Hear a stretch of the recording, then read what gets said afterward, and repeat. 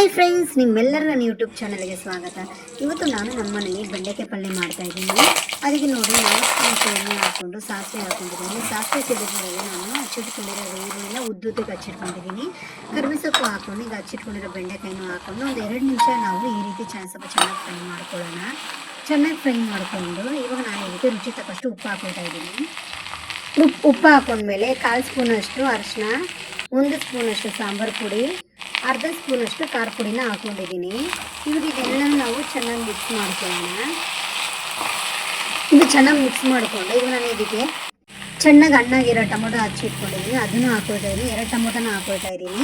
ಇವಾಗ ಇದೆಲ್ಲ ಚೆನ್ನಾಗಿ ಮಿಕ್ಸ್ ಮಾಡಿಕೊಂಡು ಒಂದು 5 ನಿಮಿಷ ನಾವು ಪ್ಲೇಟ್ನ ಮುಚ್ಚಿಟ್ಟು ಸ್ಲೋ ಫ್ಲೇಮಲ್ಲಿ ನಾವು ಗ್ಯಾಸ್ನ ಸ್ಲೋ ಮಾಡಿಬಿಡೋಣ. ನೋಡಿ, ಈ ರೀತಿ ಆಗುತ್ತೆ ಫ್ರೆಂಡ್ಸ್. ಬೆಂಡೆಕಾಯಿ ಲೊಳೆ ಅಂಶ ಬರೋದಿಲ್ಲ. ನೋಡಿ, ಈ ಥರ ನಾವು ಸ್ಲೋ ಫ್ಲೇಮಲ್ಲಿ ಇಟ್ಬಿಟ್ಟು ಬೇಯಿಸೋದ್ರಿಂದ ಲೊಳೆ ಅಂಶ ಬರೋದಿಲ್ಲ. ನೋಡಿ, ಒಂದು ಚೂರು ಬಂದಿಲ್ಲ. ಇವಾಗ ಇದಕ್ಕೆ ನಾನು ಮೇನ್ ಪೌಡ್ರ್ ಬಂದುಬಿಟ್ಟು ಕಡಲೆಪಪ್ಪು ಪೌಡ್ರನ್ನ ಹಾಕ್ಕೊಳ್ತಾ ಇದ್ದೀನಿ. ಒಂದು 3 ಸ್ಪೂನಷ್ಟು ಕಡಲೆಪಪ್ಪನ್ನ ತೊಗೊಂಡು ಅದನ್ನ ಪೌಡ್ರ್ ಮಾಡಿ ಇವಾಗ ಹಾಕ್ಕೊಳ್ತಾ ಇದ್ದೀನಿ. ಬೆಂಡೆಕಾಯಿ ಟೊಮೊಟೊ ಎಲ್ಲ ಚೆನ್ನಾಗಿ ಬೆಂದಿದೆ. ಆಮೇಲೆ ನಾನು ಕಡಲೆಪಪ್ಪನ್ನ ಹಾಕ್ಕೊಳ್ತಾ ಇದ್ದೀನಿ.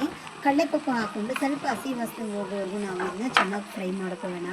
ಇದಕ್ಕೆ ಟೇಸ್ಟು ಕಡಲೆಪಪ್ಪೆ ಮೇನ್ ಕೊಡೋದು. ಟೇಸ್ಟ್ ತುಂಬ ಚೆನ್ನಾಗಿರುತ್ತೆ. ಅನ್ನಕ್ಕೂ ನಾವು ತಿನ್ಕೊಬೋದು, ನಾವು ಚಪಾತಿಗೂ ತಿನ್ಕೊಬೋದು. ತುಂಬ ಚೆನ್ನಾಗಿರುತ್ತೆ.